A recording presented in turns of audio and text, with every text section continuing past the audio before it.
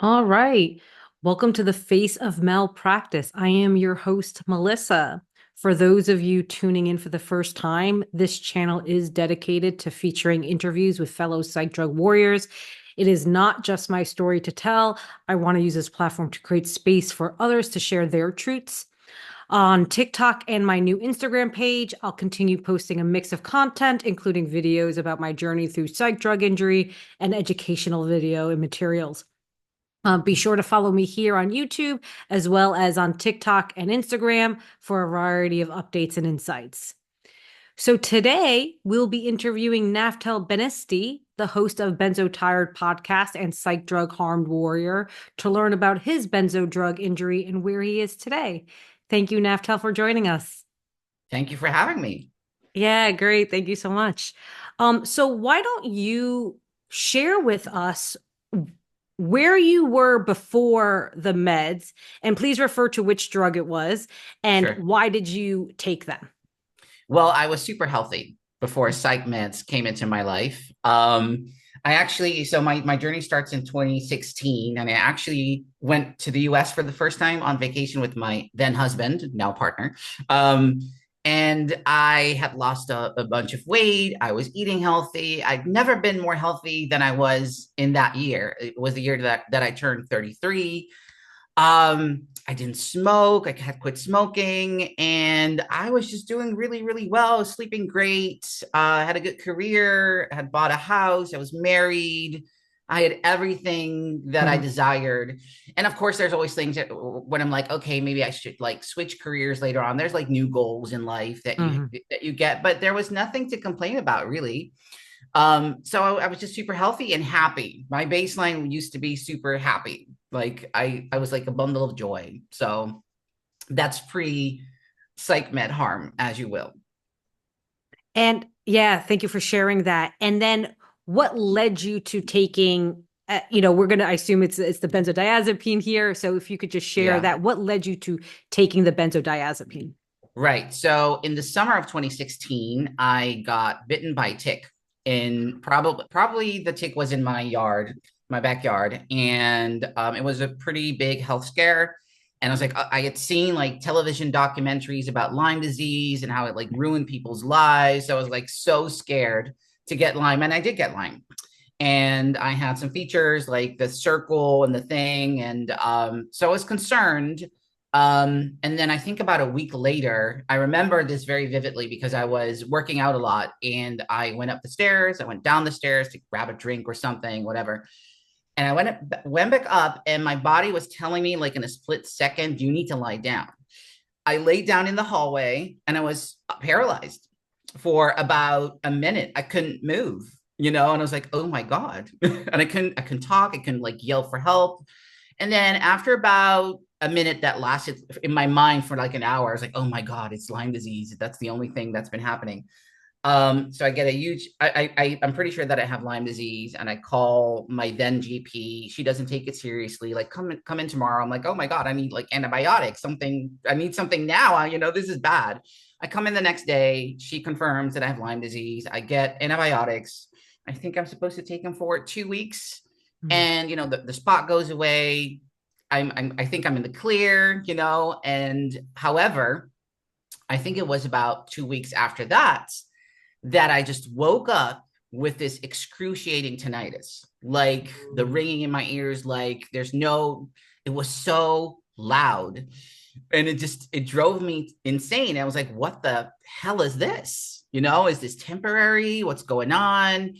And I think I just spiraled very quickly. I stopped sleeping. I was like, I've never had anxiety before, but I would wake up in terror, like, oh my God, the noise, I can't sleep. So I think within like 1 week of barely sleeping, I'm so desperate. I'm like, I don't want to go to my new GP because I fired the other lady because of this Lyme kind of thing. So I go to like the drugstore and I get herbs and whatever. I'm like, there must be people that struggle with insomnia. There must be remedies for this. So I basically buy everything, lavender drops, hops, valerian root, the whole thing. Nothing would touch the side. So another week later, I'm a mess. I went from real healthy to so Yeah. exhausted. And I go into my GP. I'm like, I need something to help me sleep, and I need to fix this, tinnitus. And he doesn't take me seriously at all. It's like, oh, tinnitus, there's people that have it and you're just going to have to learn how to live with that. I'm like, obviously that's not working. I need help. And he's like, well, I've got these pills that can help you sleep.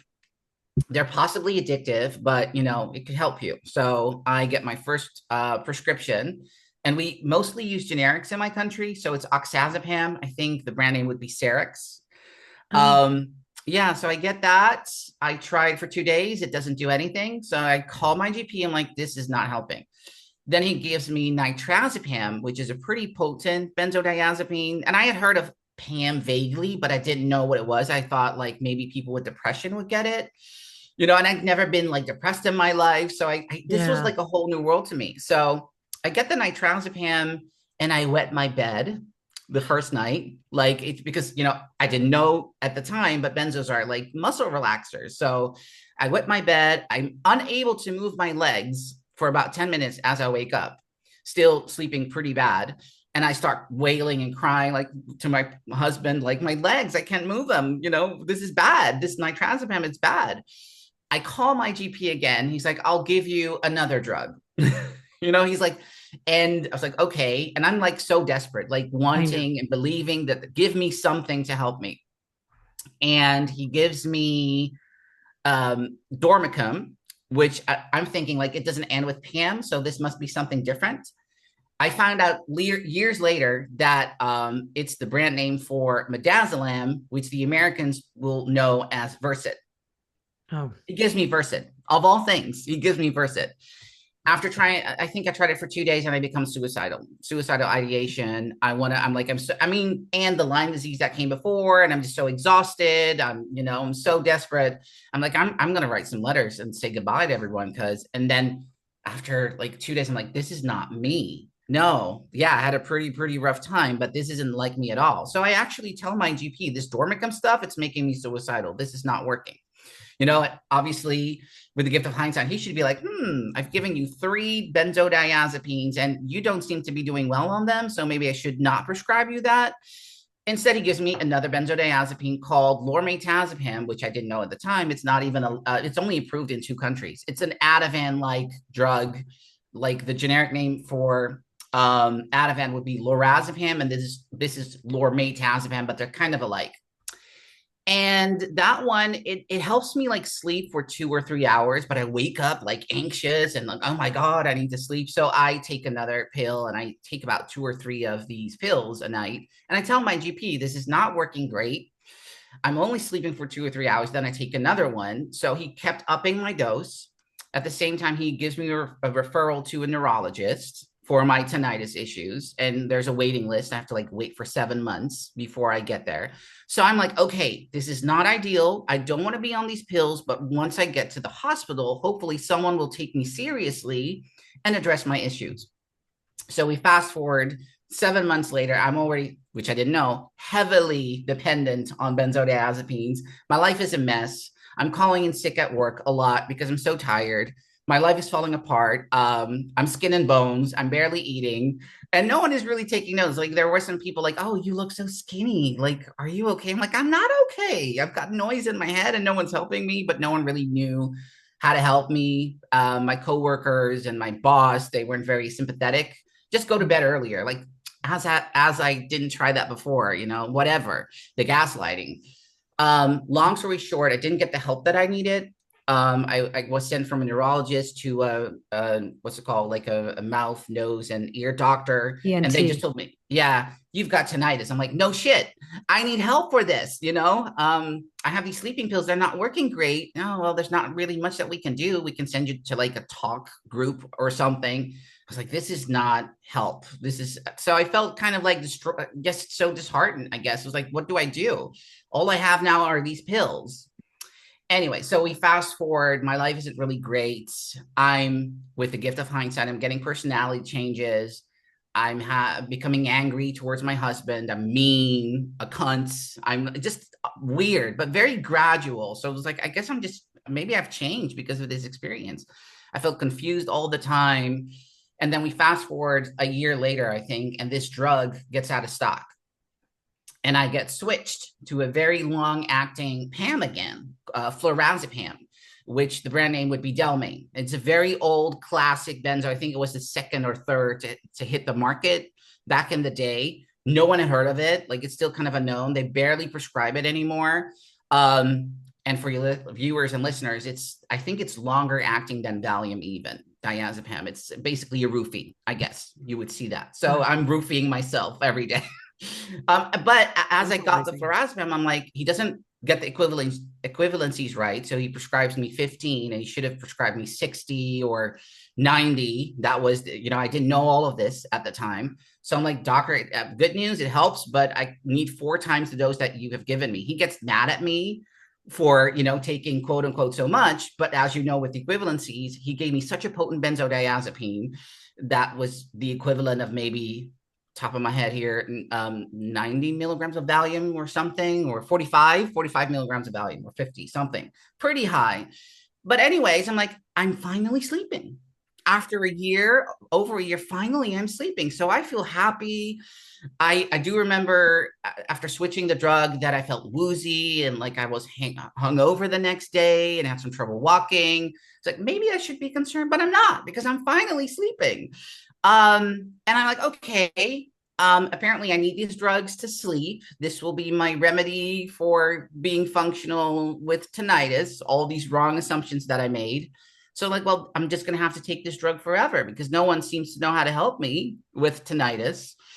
Anyways, we fast forward, I get tolerance, which I don't know about. I become more fatigued. I think I'm becoming bipolar. I'm not linking this to the drugs. And I think one of the worst things that was happening, I divorced my husband because I felt like I wasn't me again.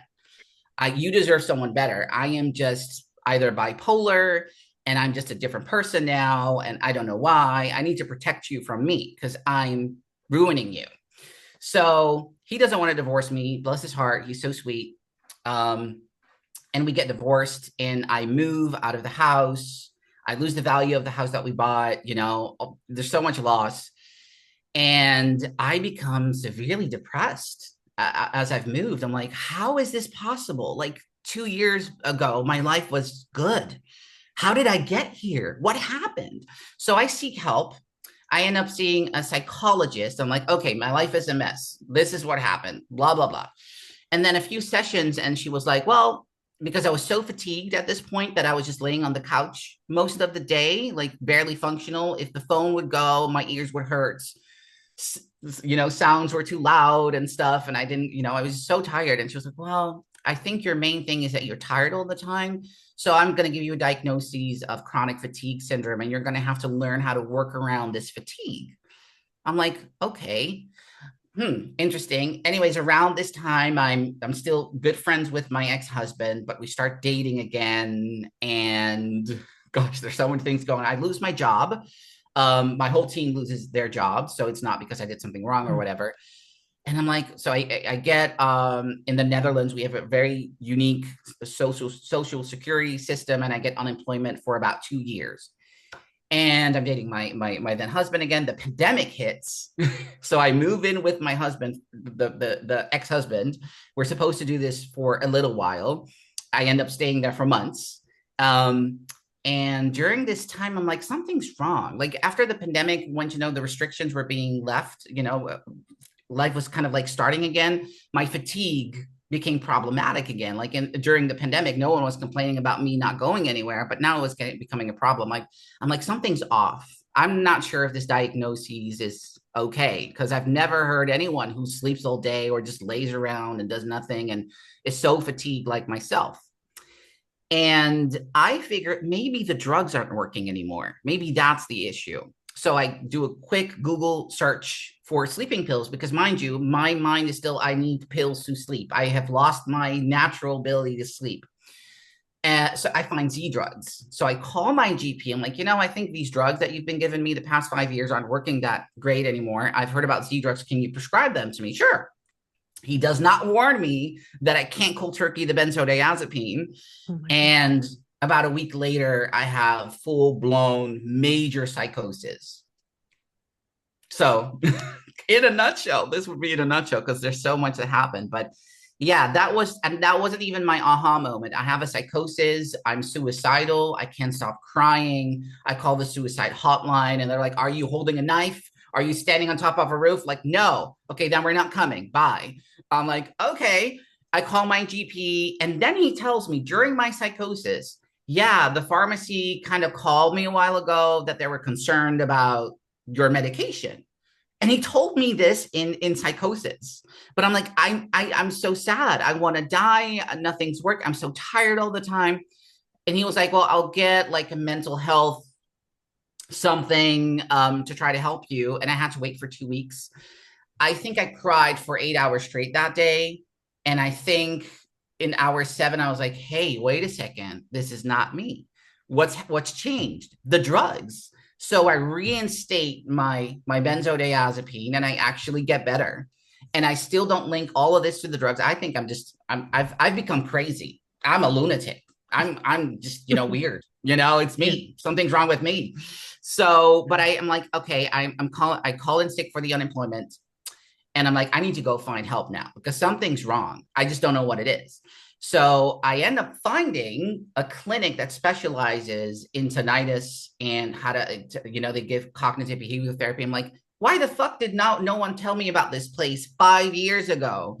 Anyways, I land there. There's still a pandemic happening or whatever. So it's like all online through Zoom. I get cognitive behavioral therapy for insomnia. I thought it was very valuable. I get cognitive behavioral therapy for tinnitus, also very valuable. And I met other people that were suffering from tinnitus. The difference was that they had just gotten it. And I was dealing with it for, 5 years. And I was like, I recognize the panic and like, how do I deal with Mm. this? I'm like, I think I'm okay with my tinnitus as long as I'm sleeping. I think I know how to handle it. So I get a psychiatrist and she is so mean. I'm like, okay, I think I want to try to sleep without these pills because I've just recently learned in cognitive behavioral therapy that natural sleep should return eventually. Hmm. So she was like, well, you're super addicted to these pills and they cause dementia. I'm like, what? Anyway, you're super addicted, but I can help you to get off of it. So I'm going to switch it to Valium, diazepam, and this is how we're going to do it. And I tried it. I thought this is going to be tough for a few weeks. I thought I was not going to sleep properly for a few weeks. And I think like I remember the switch because she gave me 14 milligrams of diazepam and she should have given me around 45. And it was an instant switch. And as you know, it's not always recommended these days that you do switch. So, and she was like, I'm going to make you realize how addicted you are. So I will prescribe you 7 tablets. I'm like, that's not practical at all. I'm already barely sleeping and, I have to drink a lot of water. I would have to pee all the time. But she made me take those 7 pills of 2 milligram Valium tablets. So I'm sorry, the 7 tablets were for how long of a period? I think it was maybe 2 weeks, but every day, 7 tablets of two Seven milligram tabs. times it. Wow. I know, right? I know. So I think it's about 2 weeks or 3 weeks after. And I remember she was on holiday, so there was someone else covering for her. And I just become psychotic again. I'm not sleeping and I'm crying. I'm out of my mind. And this is undoable. I cannot do this. This is impossible. So I reinstate yet again. And with the gift of hindsight, one of the best things that I could have done. And they forward me to an addiction facility and they were supposed to help me get off of the benzodiazepines. So I go back on my 90 milligrams of flurazepam. I go to the outpatient addiction facility. I remember going in, telling the whole story. This is what happened. For some odd reason, I can't seem to get off of it. I have to mention though that I was kind of like embarrassed to go there, like addiction facility, me of all people. So I did go from 90 to 30 milligrams on my own. And I was having physical symptoms at this time. I'm like having some cramps and stomach issues, barely sleeping. But I'm like, well, maybe that's the price that I have to pay. And then maybe I just have to power through. So I go to the addiction facility, and again, it's like, well, we'll switch it to Valium, diazepam. I'm like, actually, I had that before. It didn't really go well for me. Are there any alternatives? Sure, I'll give you Ativan, lorazepam. I'll give you lorazepam to taper. I'm like, okay, this man should know the whole thing, right? He studied for this. I go home and I take my Ativan and I'm just out of my mind. I'm so ill. I'm so sick. I'm like having this wild fever, nightmares of carnage and slaughter and murder and blood. And I'm not sleeping and I'm having like these minor convulsions. I'm like, so I see him again the next week. I'm like, dude, this is not working. Just give me the Valium. I'm so done with this. I'm so done. And he gives me the Valium, and I think the prescription was maybe 50 milligrams. So maybe if you like look at the 30 milligrams of flurazepam I was on, maybe that's a good equivalency, but he didn't like register. I was on 90 milligrams just 2 months ago. So obviously I was going way too fast. No one told me. I didn't know. I tried Valium for 2 days. I got like this weird acid trip. I just became so ill, and I'm like, I'm done. I'm just not taking this drug anymore. I told them after 2 days that I got really sick from the Valium and that I was doing a cold turkey. And they were like, sure, good. That's fine. So I'm like with my partner, okay, I guess we're just going to have a rough few weeks and we'll see what happens. And I think it took another 8 days for me to really physically die from cold turkey benzodiazepines. So, Naftal, it is it is the slew of events is so devastating. I have to tell you, like my heart, it hurts listening to this. And I feel like my story is so similar to yours in a different way, but very similar journey. And I don't think it's not only us, it's our listeners. yeah, It's this is the same story, different details, same story repeated. yeah, So I have a few questions for you. This sure. was a really good overview, and I'm so, so sorry this was your journey. I Thank really you. am. Really, really am Thank that you. that was your journey. Um, Question just to kind of go back a little bit, the tinnitus. Do you think the tinnitus was from the Lyme or do you think it's from the antibiotic? I get this question multiple times, and it could be both. I think I would say that I just the tinnitus thing and Lyme, it deregulates your nervous system. It attacks Hmm. your nervous system. So I Correct. would say that my nervous system was deregulated. Hmm. To add in, the antibiotics, who knows what that does. I would say maybe I looked into the antibiotics. They actually can cause tinnitus as well. So it could be either. My bet would be on the antibiotics. But I think tinnitus is just so misunderstood for people that have severe tinnitus. I don't think that you should throw benzos into the mix at all. I was just going to say it's quite interesting because I mean my journey. I started with a TBI and went down the psych drug harm. And there is definitely something to say when your nervous system is out of whack to then be prescribed a drug that alters the nervous system further.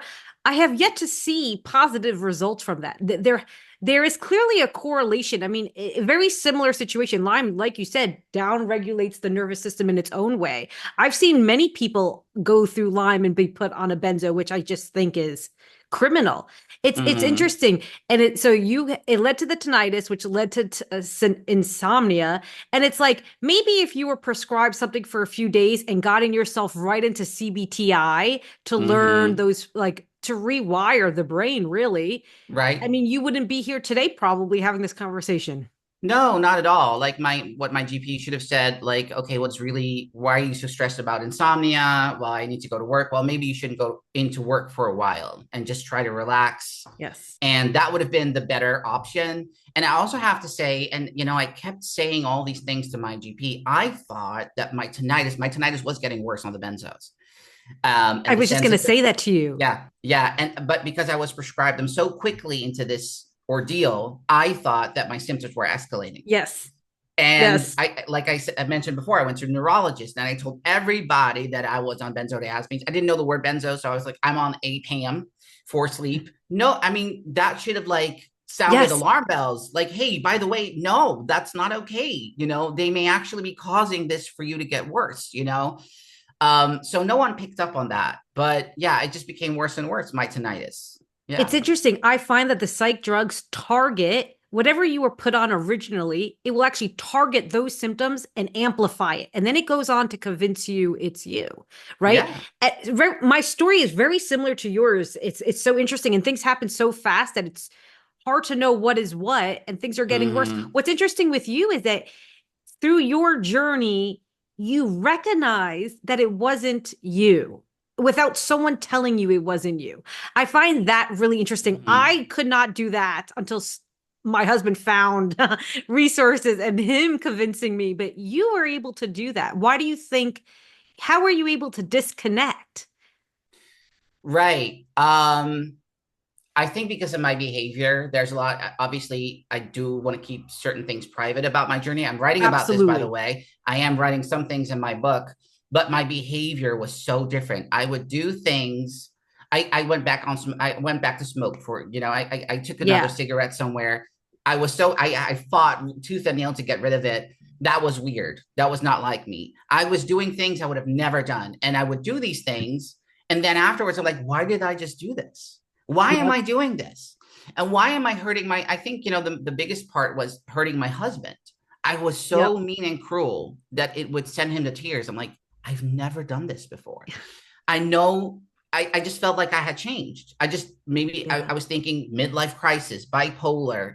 Yeah. I was like, what happened to me? And I also was like, Lyme disease, there's so many things that we don't know about it. Maybe it's the Lyme disease that just altered my brain, maybe the tinnitus thing. I just didn't know. But I did know that I changed my whole behavior and everyone. What's more interesting to me is that my whole kind of network, my family, my friends, they never once said like, hey, you're acting kind of crazy. Like, what's up with you? They would like, oh, okay, I guess you're just forging a new path and you're different. And I guess one way to compare it is I was basically a functional alcoholic.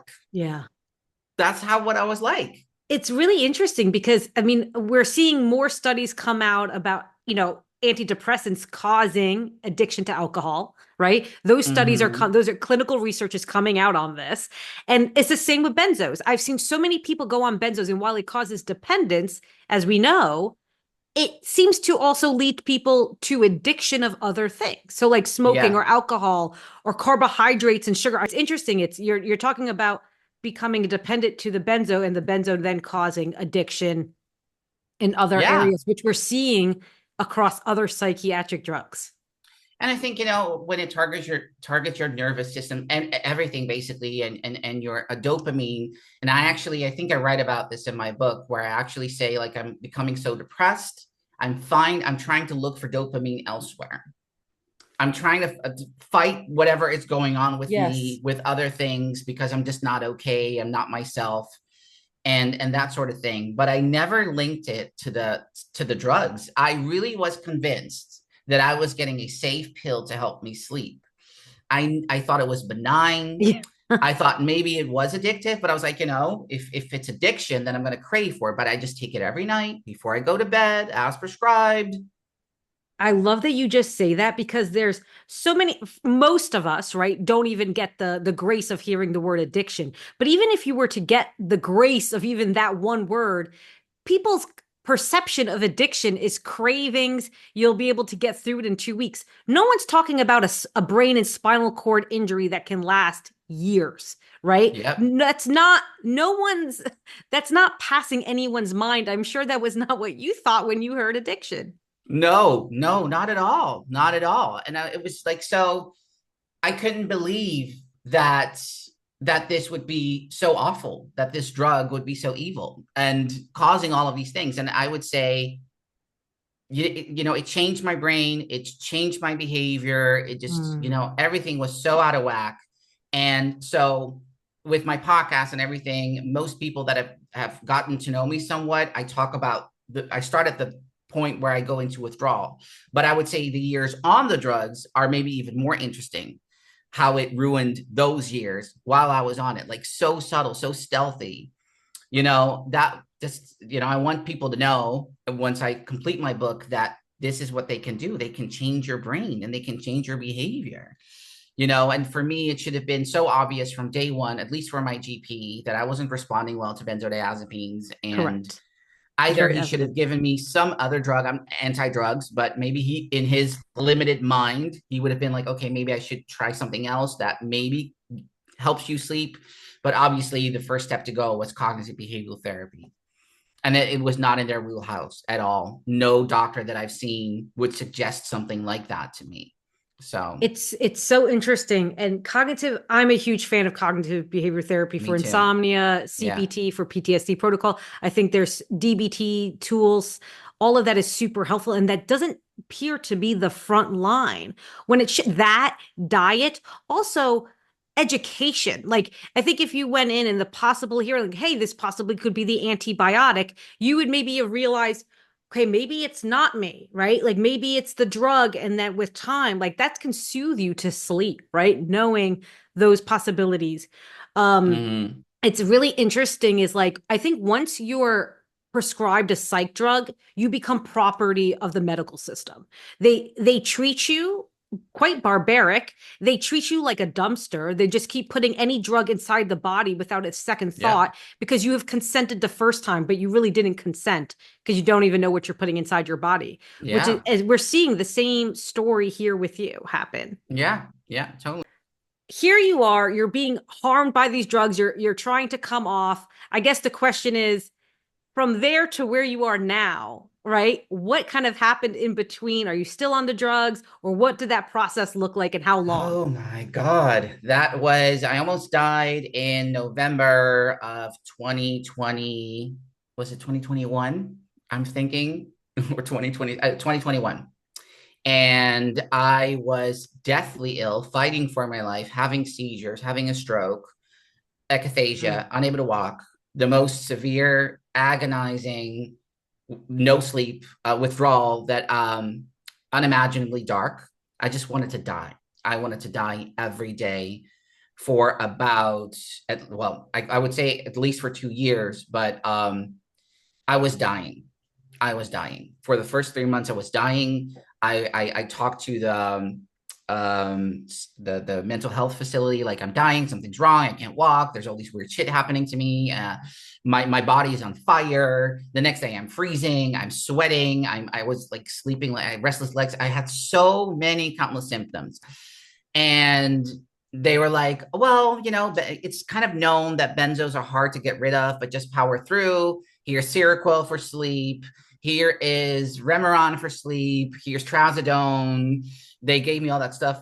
I didn't respond well to any of those drugs, so I quit taking them after like a week. My heart. I think one of the most severe symptoms for me, next to the insomnia and this, well, that had so many severe symptoms, was the Yeah. heart palpitations. My heart rate was insane. It was just like a mouse, like day after day after day after day. So it takes me until I think I'm 3 months in this horrible, agonizing withdrawal. And all of a sudden, I have this memory that I asked my addiction specialist, like, what can I expect in this withdrawal? And he said, you can get some blurry vision. I remember that. And then I'm like, wait a second, I have so many symptoms. This is not blurry vision. Maybe he doesn't know. And after 3 months or four, I'm like, maybe I should go online and Mm. find information. So then we are in 2022. I think it would be February. Wow. I'm so sick. I look like a fucking ghost. I haven't slept at all. I've got these dark circles, like bloodshot eyes. I've begged my partner, because we got back together again. I begged him to kill me. There were like a few times where I was like, you have to end my suffering. This is so awful. This is so bad. I'm sorry, but I can't do this. This is impossible. And I also have to say that after the night that I almost died, I reinstated. I was like so out of my mind. And I was like, okay, apparently I have to take this pill before, else I'm going to die. So I took 8 milligrams of diazepam, which I started to take and started to taper anyways. I got down to 5, so sick. And it's February or something of 2022. I'm like, something's wrong. I've never experienced anything like this. I haven't seen this on TV. This is so bizarre. Mm. I haven't even seen like heroin addicts or it was so severe. I was like, there's something wrong. So I opened my laptop. I remember this. I'm like, what do I even look for? Because I thought at this point, I'm the only person that this happens to. Like, this is so severe. I must be the only one. I checked my insert pamphlets, which I did check before, but it didn't really mention the severity of what was happening to me. It was mentioning some symptoms, but not the dying part and the heart palpitations, none of that. And I'm like, okay, well, and I thought I'm gonna look in English. I'm gonna look for something in English because I think I might be this really rare case. And like, what am I taking exactly? And then I learned the word benzodiazepine. So I'm like, okay, what do I even look for? I want to die.com, but let me like type in benzodiazepine help or damage or withdrawal or something. And the first thing I remember, the first thing that popped up in my searches was a book by Jack Hobson's DuPont called The Benzo Book. I'm like, why would anyone write a book about these drugs? I was like so naive. It was free to download, so bless his heart. That I was able to read it. I kind of read through it really quickly. It was like, okay, how do I get rid of this? What is this? And I was just shocked by reading that book. But he mentions the Ashton manual and he mentions Benzo Buddies. So I searched for the Ashton manual. And I remember that moment of opening that up and thinking, I'm so fucked. I don't want to believe any of this. So I clicked it away. I was like, this is not, if I open this again, my life will never be the same again. But I'm like, I have to read this. And I am just, I am like, I'm so fucked. Like the whole thing is describing me, all of these symptoms. And then I read it's only meant for like short-term use. And I feel so betrayed. And I am just like, what? What the fuck have I been taking the past 5, 6 years? I never should have been given this. So the whole, so the intensified anger, rage, it comes out and I'm so angry, but I'm at a loss at this point because I'm like, okay, this Astra manual, it's kind of a manual where to start. And here I am at 5 milligrams of Valium, whereas I should have started at maybe 45, maybe even higher. There's no chapter on what to do right now. There's nothing about updosing. There's nothing about like things that I found out later in my journey. So I'm like, okay, I am going to die. I'm not even sure if I'm going to make it at this point. So I'm like, I need to educate myself in order to survive. So that's what I started to do.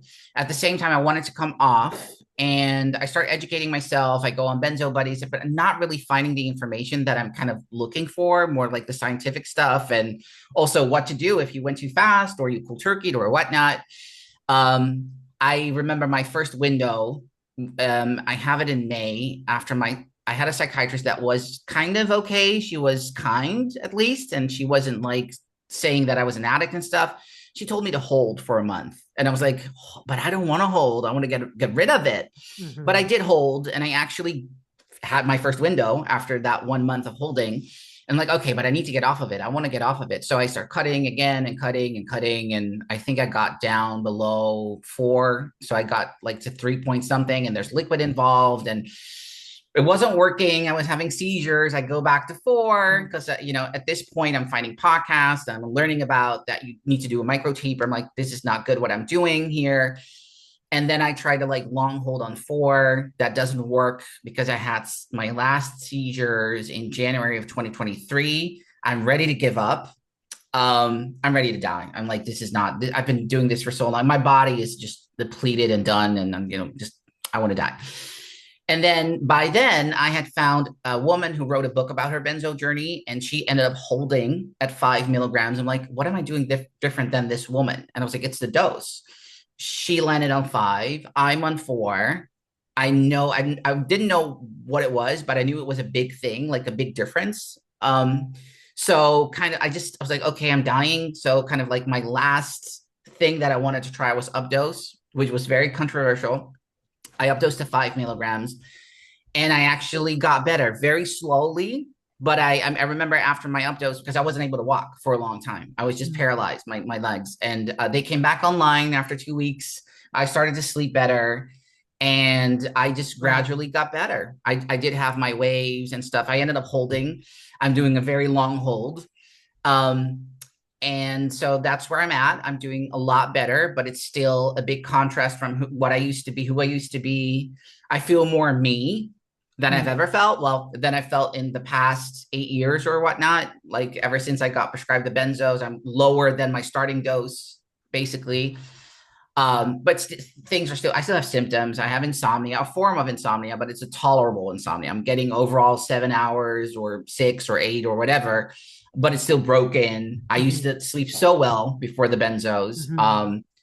Yeah, so that's kind of the benzo story. My personal benzo story, and the podcast started late 2022 when I was like, I need to warn the world about these horrible drugs. And I started out in Dutch.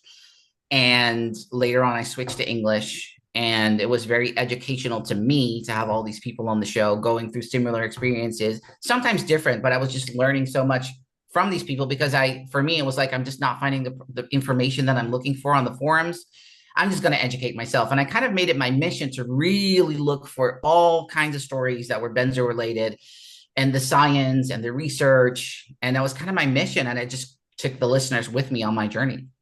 I love that. And I think that's like way to turn suffering into something productive, not only to heal you, because it heals you going through that, right? Hearing people's stories, sharing that with the world, but you help heal others, right? And if for any of the followers or listeners listening in, please go take a look at Benzo Tired Podcast.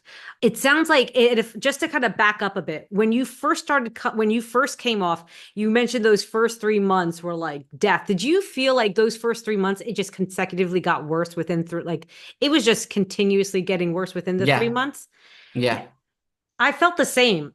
Your journey is quite also interesting because you, you increased, right? You went back on and you increased and you were able to stabilize. And I think Yeah. there's something to say for that. Like, Mm-hmm. I think you're getting a life back in some form and you're Mm-hmm. becoming more educated every day and figuring out what works for your body. Like, that's Totally. it. Totally. And I think with my podcast and just my personality, because as you know, the Ashley Manual, as great as it is dated.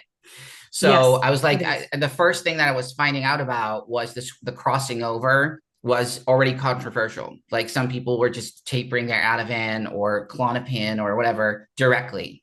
So that was one thing that I was like, okay, there have been things happening and changing after this manual came out. So let me dive into that. What are people doing now? I'm a very practical person, and I want to share that kind of like the community and their wisdom. I wanted to share that with other people. And what are we doing differently? And everyone is different, but this worked for this person and that worked for that Mm, person. For me, I decided not to go back to my original benzo because I'd been on Valium or diazepam for quite a long time. I didn't want to risk it. And I think kind of the highlight of Benzo Tired for me was having Dr. Mark Horowitz on the show because I'd done so much research. And that book from that lady that long mhm. held for a decade, eventually she held for a decade, that was also controversial, but people were doing it and speaking up about it, and I thought it was so brave and so cool. I wanted to like break the stigmas and the shame and the controversy. Like if this helps a person, like who are we to judge, right? Totally. And having Mark on my show, he kind of validated all the research that I had found by Mhm. then, but he had really done research. He put that book out, the Maudsley Prescribing Guidelines. And I was like, okay, my brain, that was kind of my lesson. It's just going to take years for me to recover from this. A lot of people are impatient, and I get it, especially if there's no windows for you. I get that, but I was getting windows. So that kind of gave me a sign that I could stabilize. It was in the cards for me. And then seeing those graphs about the brain taking maybe up to like 7 years or maybe 10 years before you are healed, I was like, okay, so it doesn't matter if it takes me another 5 years or a decade to get off of it. It's about making that journey um, less terrible for me and doing a taper that where I can function and get off of it. That became important to me. And that's my story. So and having him on the show and just kind of like learning, okay, it's just going to take me a couple of years and I'm kindled, I'm more sensitive. And all of these events that took place, I also believe, I don't know if there's been a lot of research on that, but when you get a semi cold turkey or cold turkey situation and you're dying because there's like no GABA in your system at all to like calm you down, I would say those months for me were the most damaging ones when I was, cutting too fast or just getting the wrong information. That is very, very dangerous. And at least in my case, I'm like, okay, if there's going to be something left after this taper, it's because of that period of time. Also, what I also discovered, because I was finding all these people, but no one was like actually physically dying like myself until I found the stories that people that did die and that were mostly Americans that went to jail and they were denied their Mhm. benzodiazepine and they died. So it Mhm. is possible, and it is in the medical literature. Of But I course. guess, yeah, but I'm one of those rare cases that actually would have died. I'm like, oh, okay. But it's just so nice that I got confirmation from people because Mind you, I thought I was the only one once this started for me. I was like, oh, I'm just a rare case or something who gets sick.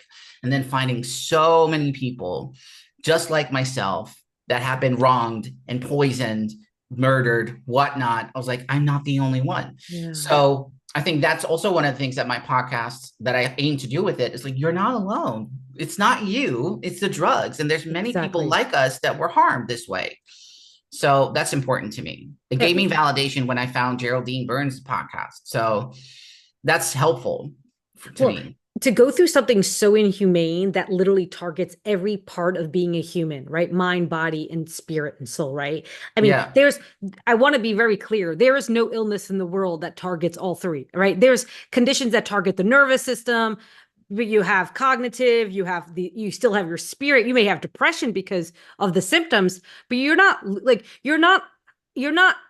feeling like you're on an acid trip while you can't walk, being beat into submission, seizures. There's just no illness in the world that causes this, right? So now Mm-hmm. you're going through something that's so inhumane, right? And then you have every doctor in your path telling you it's you, right? Yep. That's an exit off the earth. Well, what's the Yep. purpose of staying? Right. Right? Yeah. At that point, what is the purpose of staying when you now believe it's you? And so Right. that's what happened with you. I mean, again, I'm so sorry for your journey that you've had. Um, it, it's quite interesting with you, and as well as that, you went back on and then you upped, right? And for so many people, there are so many people that doesn't work, right? There's so many people that Yep. reinstate and the symptoms don't go away and actually causes more harm, right? But what Yep. you just said is really interesting. You reinstated and you started to see improvement. Yeah. That's Which took a like, and long that's a time, but it clear did. Yeah. indication that that worked well for you. Yeah, yeah. And in my days being on the platform, it was just very controversial. Like people were saying, don't do Mm. that, don't do this. People were very opinionated. There's a lot of people that have a lot of opinions, and that's okay, you know. But I'm glad that there's more talk about, hey, actually, this may be a viable option for you, and even the staying on part, which I don't intend to do, but even for some people that decide to stay on, that may be a viable option for them as well. And I was just 100%. yeah, but I was meeting a lot of people that were so, and I get it, so upset by these drugs. And some Yeah. people believe that the only way to total healing is getting totally off. And they're strongly opinionated about that. And I just wanted to break through that, Yeah. like, no, maybe that's your opinion, but maybe someone else can have a life. It's not ideal. I still want to believe that it just takes a couple of years and then you can get off. But yeah, maybe for some people, like maybe someone who's quite old, needing to go through this, like we would have to decide, like, hey, are we going to put you through a horrible withdrawal while you're stable? And you're like 90 years old and we're going to let you suffer? Or, hey, you're stable. Let's get you as low as we can get you. And hey, have a good rest of your life. It's just, we have to be more Flexible. uh, yeah, flexible and sympathetic as well, Correct. Yeah. I'm so glad you brought this point up because it's even if they're not, and old people should not even like, they should get to choose what is best for them and understand full risks, right? That's no question. Everyone should have that. But no elderly person should be forced off of this drug, right? That's their remaining years. But for anyone, right? What if you're a mom of 4 kids, have to work full time, all of this, and which we see every day in the benzo Yeah. community? Why Yeah. should they be forced off? Yeah. Like if they understand, they need to be receive informed consent, they need to be educated, and then it's up to them how they Yeah. choose to Yeah. safely come off, if they choose to come off. It's their Yeah. prerogative, right? Yeah. Totally agree with you. Totally agree with you. I'm kind of in the same boat where, I'm working because I'm suing. Well, I have a liability case. It's very long. It's taking a long time. They're being difficult. And, it's just going to be a very long journey. Hopefully, the sooner it gets, finished and done, the better. But that's also kind of the situation that I got in, because one of the things that happened to me in my journey was also in 2023, and my disability got denied, and I was very ill when I had to come in and see that doctor who would assess me. And that was a very big part of being Dutch and the social security system, Mhm. thinking that the government's got your back. That's how we were raised. It's totally different than America, or at least I thought. And for them to deny me my disability when I was very sick. So I was like, what do I do now? Like, how do I do this? Luckily, I have a partner, but I went back into work. So that's also a factor that I'm taking into consideration. Like, how do I schedule this? When do I do this?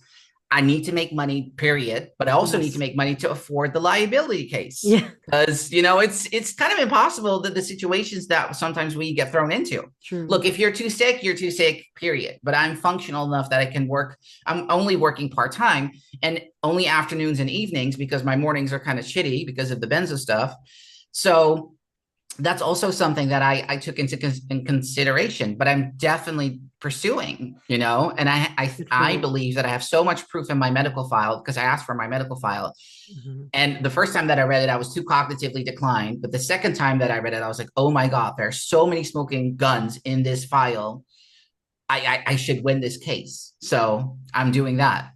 Good for you. And I don't know how often those kind of cases, but it sounds like you'll probably be a leader in the space, and we're all rooting for you. Like I'm sure Thank you. you're because every win is a win for all of us. It really is, Yeah. right? It Yeah. really is a win for all of us.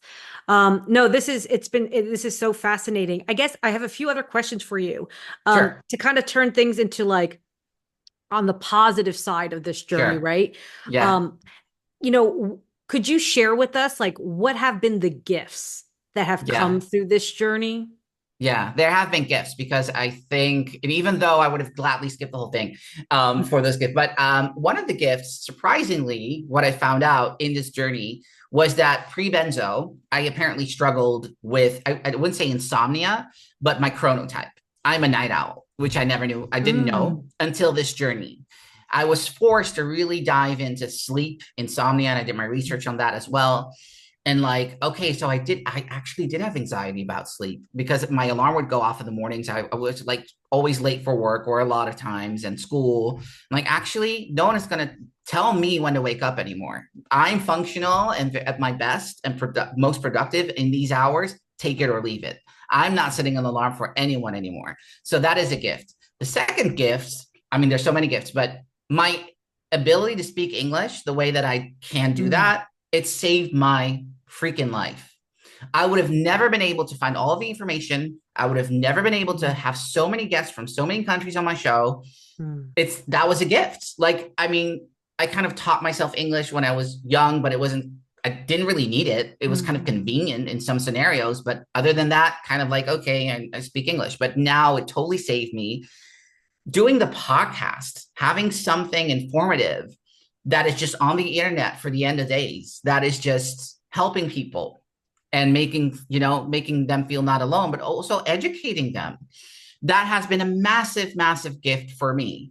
And I think when you're at your sickest, when you're on the verge of dying, I think something changes for you permanently. And maybe the same goes for people that had cancer and thought they were going to die. Once that happens, you become a different person. And for me, the positive about that was all the stupid shit that I've been doing before benzos. Like, I thought I was fun. I had like a bunch of friends and going to dinner and having sushi. I'm like, fuck all of that. I want to spend time with my partner. You learn the value of things that truly, truly matter. Like every hour that I'm spending on something stupid, I could do something for the community. I could do something that matters. So it changed me in that sense towards the positive for sure. I love that. I love that you shared that. And you know what's really interesting? I remember earlier in the conversation you had mentioned that it started at age 33. I don't know if you ever heard of like rite of passage or Saturn return. You may want to look at it, but that typically starts between 28 to 33. And that's kind of take a look at that. And for our I listeners, will. Saturn return or a rite of passage could happen twice in a lifetime. It happens near the end of 20s to early 30s. And then again, it can happen, I think, late 40s, early 50s.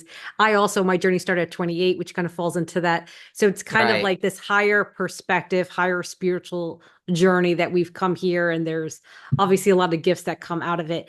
Another question for you is were there tools? I know you mentioned CBTI, which is really Yeah. great. There's any other tools that helped you survive this journey, even the last, 2 years or whatever it is? What are the tools Right. that have helped you? Well, I think having purpose, and for me, it was keeping busy. So in a way, Benzotide is also the product of my suffering because it Mhm. was, it kept me busy. Because it's weird, you're so ill and you're so sick. I mean, I was too sick to work at that time, but I was able to do the podcast. And it gave me a sense of identity. Like I've worked all my whole life. Not working was weird, but I was too ill. And this gave me, obviously, it's not a paid job, but to me, I took podcasting very seriously. I wanted to do it. I wanted get well at the craft. I wanted to do the recordings well. I wanted to prepare myself. It gave me this sense, even though I was cognitively declined and super sick, it gave me a sense like, yeah, you used to be smart. You can do this. So keeping busy is so important. And for, people, it's for different people, it's different things, but I needed to keep busy because if you're just thinking about the horrors of the symptoms and what's been done to you, you're going to end up way crazy. So I was like, I need something to do, and for me that was Benzotide, and the podcasting, it is flexible for me.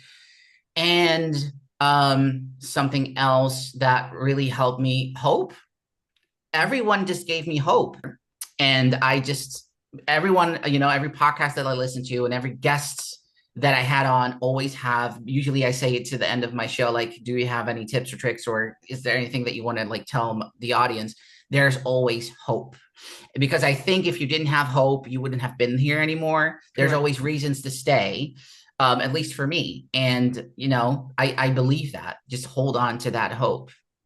Yeah, I cannot agree with you more. And that was really beautifully said. And I think you're right. Like we time, I know it's so interesting.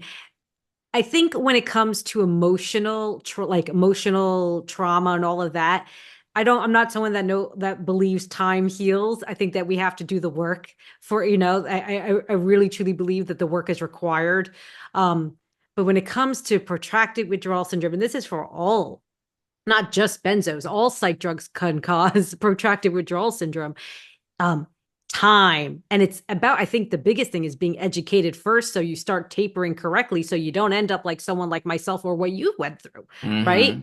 And so, no, I think that was beautifully said. And I think as my last question for you would be, obviously, right, your mind knows that you have been a victim of the medical system, right? Yeah. My question to you is though, has your heart forgiven yourself? And you don't have to answer this question. Oh, but I will, because I used to, I write this in my book. Like, I blamed myself for a whole long time that this had Mm, happened to me. And I also write, it would have been so easy. It would have been easier to blame myself, but I don't blame myself. I do blame the ones that did this to me.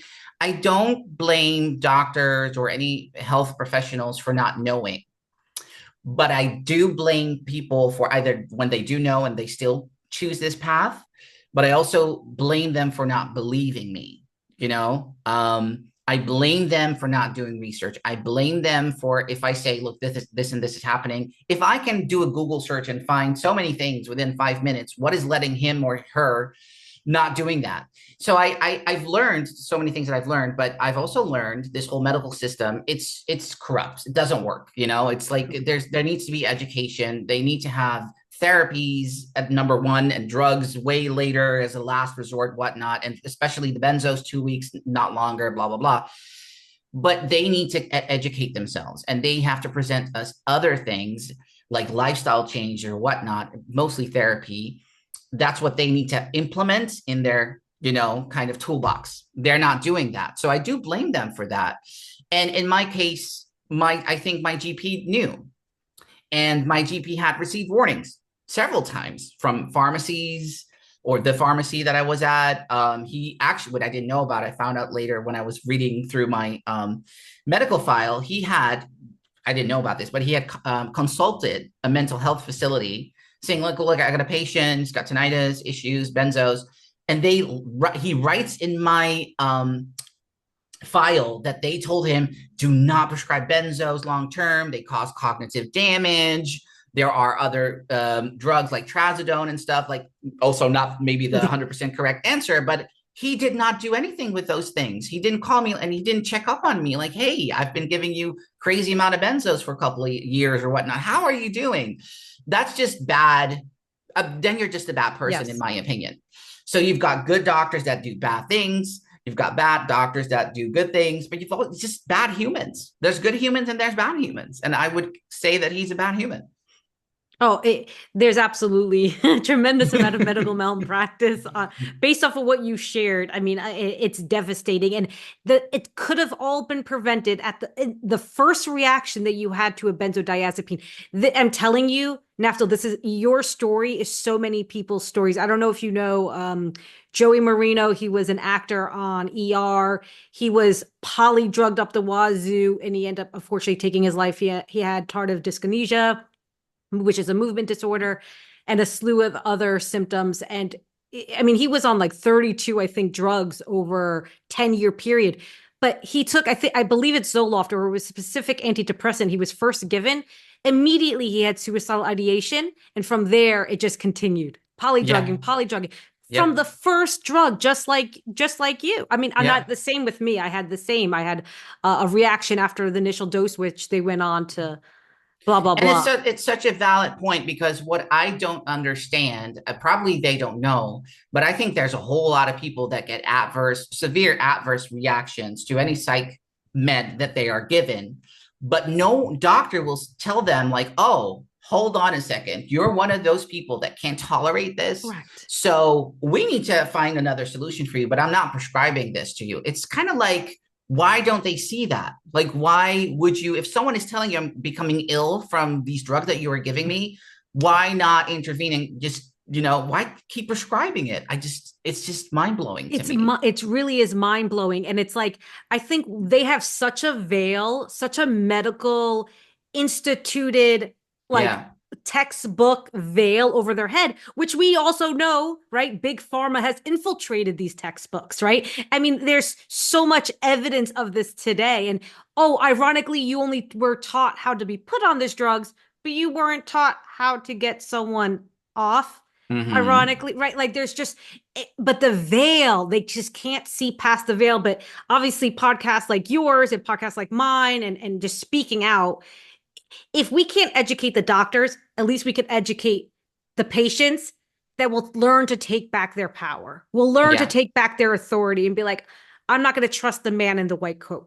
He's Right. actually not an expert. So, I know we're up here at time. I would love for you to share where my followers or any listeners can find you on social media or your podcast, any details. Right. Well, it's just Benzo Tired, the podcast. It's available on Spotify and on Apple Podcasts, which was really hard to get on Apple because I don't have an iPhone and I had to do Apple stuff to get it there. And I have Instagram. It's just my full name, Naftal Benisty. And hopefully one day my book will come out. The title will be Until Sleeping Pills Do Us Part. It will be in Dutch, but maybe I'll translate it at some point to English. But yeah, that's where you can find me. That's awesome. And I'm going to hyperlink all of that in the description so people can just come and find you directly. Naftal, thank you so much Thank for you so much for being on the having me. channel. Yes. And really, thank you for being vulnerable and like you just sharing your story repeatedly and just the amount of information that you share today is super helpful. And I wish you the best of luck in your journey. And I'm sure Thank we'll you. be in Same to you. touch. Yeah, for sure. Thank you so much. Have a great day. Everyone just gave me hope.